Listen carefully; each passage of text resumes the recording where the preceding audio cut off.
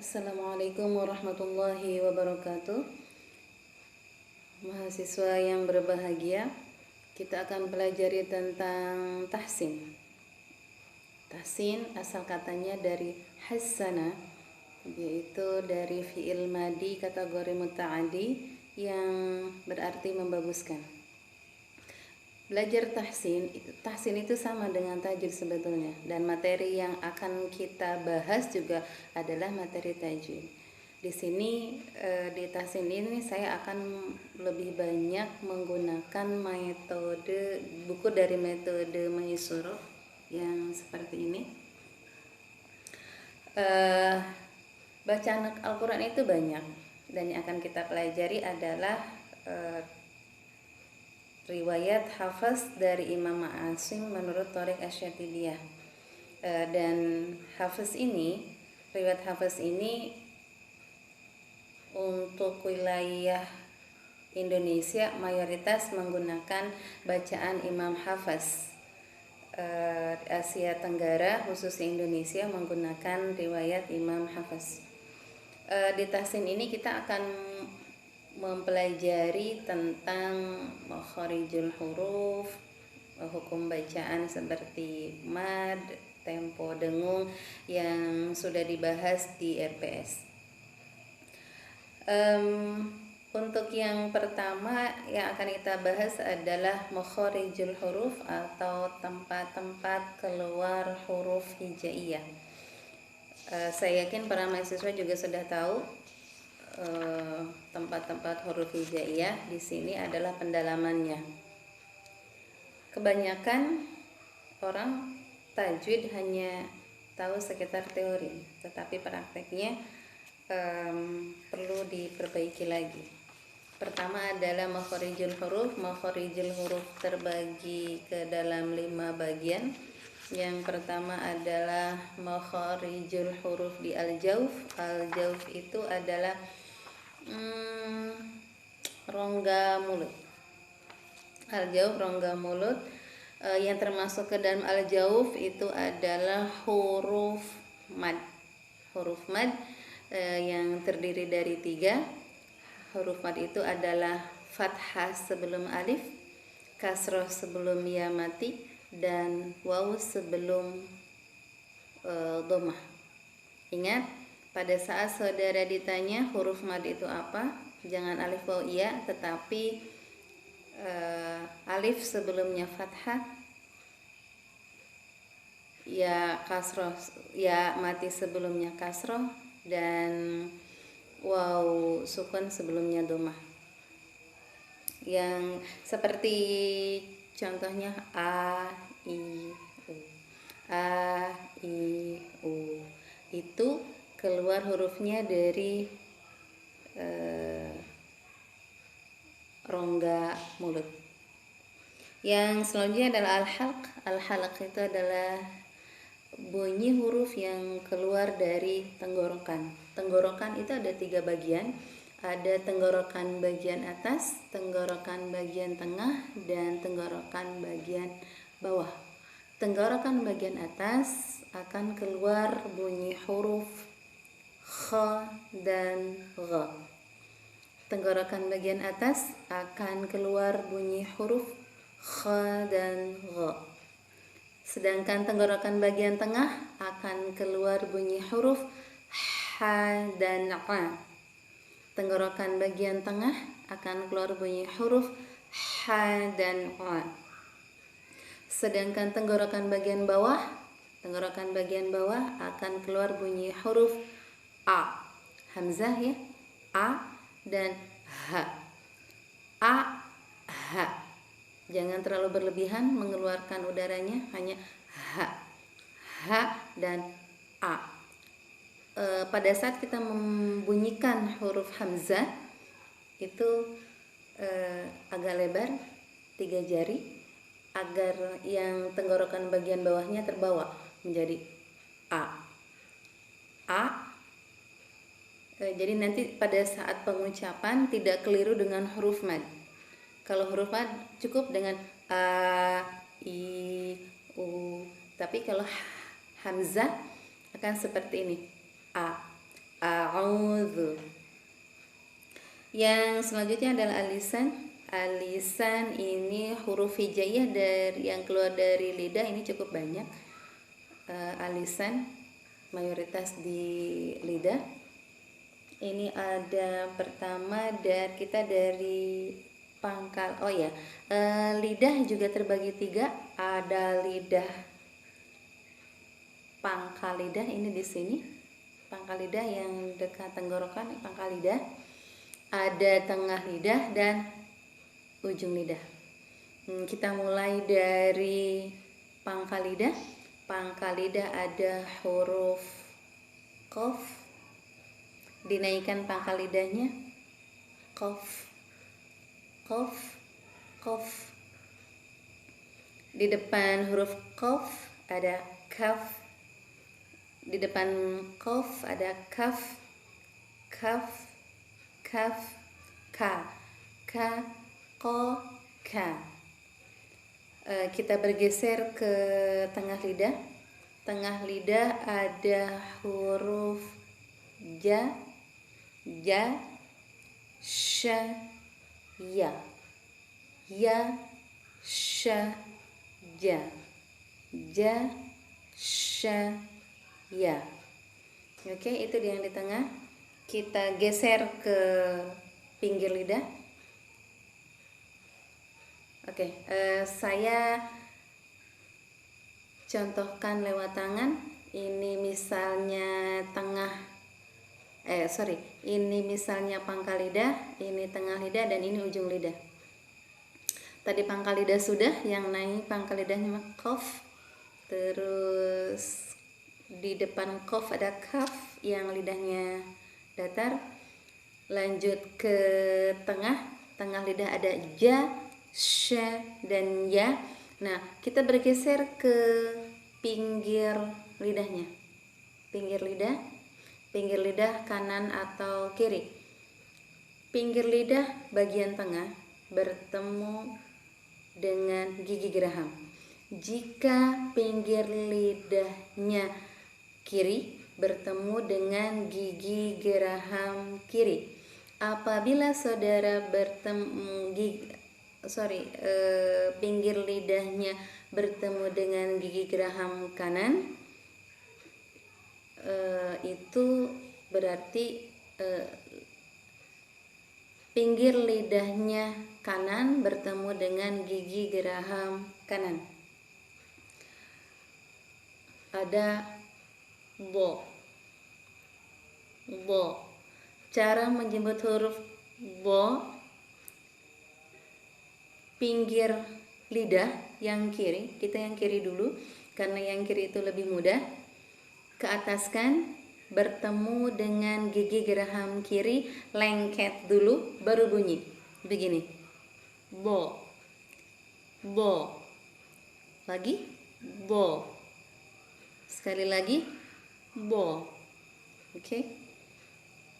Yang kanan bertemu gigi geraham lidah tengah pinggir yang kanan bertemu dengan gigi geraham kanan. Bo. Oke. Setelah tengah, kita maju ke ujung lidah. Ujung lidah bertemu dengan gigi seri atas bagian dalam. Ada 3 huruf. Ya, misal nih, ini gigi yang atas, ini lidah, tempelkan ke sini. Kita punya gigi kelinci yang 2 di depan. Nah, tempelkan lidahnya di situ. Ada huruf da, ta, dan po. Da, ta, po. Po, ta, da. Po, ta, da. Huruf po seperti huruf ta. Di situ seperti da, hanya pangkal lidahnya ditaikan sehingga bunyinya seperti menggema. Po, ta, da. Oke? kita geser ke bawah. Nah, ujung lidah bertemu dengan hamparan gigi seri bawah, kita tempelkan ke sini. Ada huruf sa, za, dan so, sa, za, so, sa, za. Oke? So sama dengan po, pangkal lidahnya dinaikkan karena dia mempunyai sifat isti'la, menaikkan pangkal lidah. Nanti itu kita bahas kemudian. Setelah itu kita naik ke la, na, ro. Nah, untuk menyebut lam, ro, dan na ini berkaitan. Ini sangat berkaitan. Jadi harus beruntun dulu dari la. Lam, ujung lidah bertemu dengan ini dimisalkan langit-langit ya. Ini ujung lidah, ini gusi, tempelkan la, mudah. La, na, ro. Gini, ini langit-langit, ini gusi, ini lidah, misal la, na, ro, la, na, ro. Bukan, ini ujung lidahnya bukan geser ke sini la, na, ro. Kalau la, na, ro akan bunyinya ro, kayak roti. Tapi kalau saudara menempelkan ujung lidah kan di sini la, yang bunyi di na ini ada ini na, bukan ujung lidah, hampir ujung lidah. Terus geser lagi untuk ro di dalamnya, ro itu tidak boleh ada getaran banyak, ro. Setelah itu untuk lisan yang terakhir, ujung lidah bertemu dengan gigi seri, ada za, sa, dan wo. Keluar ujung lidahnya dikit, za, jangan digigit, za cukup menyentuh saja. Untuk za hanya menyentuh, tidak sampai za, tidak sampai begitu, tapi hanya menyentuh saja. La, sa, wo sama dengan wo, pangkal lidahnya dinaikkan, wo, la, sa. Yang selanjutnya adalah asyafatain. Ini adalah keluar bunyi huruf dari dua bibir. Ada huruf ba, ma, fa,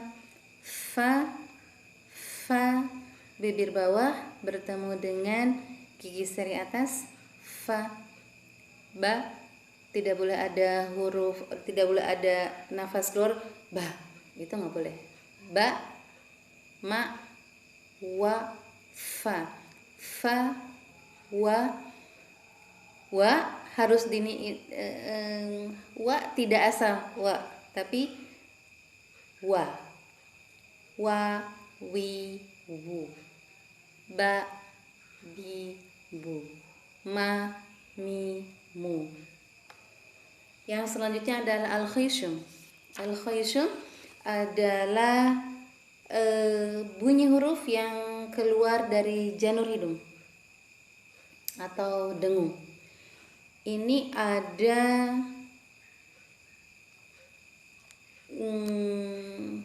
mim dan nun. Huruf mim dan nun tanpa syiddah pun, tanpa tasydid pun, dia sudah gunnah. Apalagi diberikan tanda syiddah.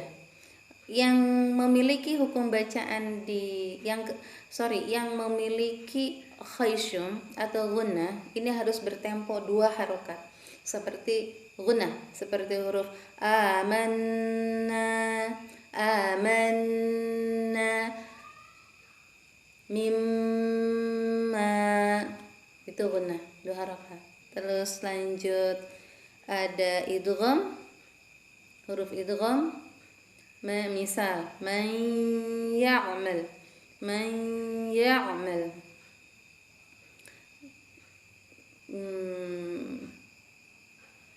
Min ni'mah, min ni'mah. Ikhfa, min syarri, min syarri.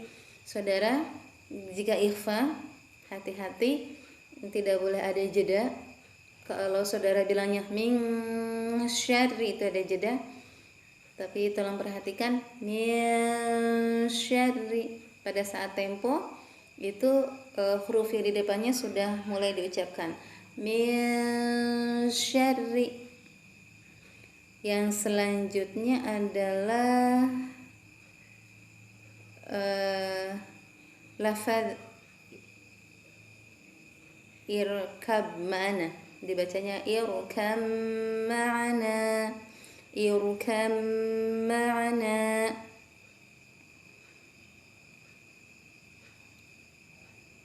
Nanti al-khaysum ini akan dipelajari kemudian secara lengkapnya di pertemuan kalau tidak salah kelima, yang judulnya idbilabih fasyamigun. Untuk makharijul huruf sampai di sini saja. Saya harap mudah-mudahan ini bermanfaat dan membantu saudara untuk memperbagus bacaan Al-Quran. Tugasnya saudara kirimkan voice note ke WA mengucapkan huruf hijaiyah. Terima kasih. Ditunggu tugasnya hari Rabu depan maksimal. Terima kasih. Assalamualaikum warahmatullahi wabarakatuh.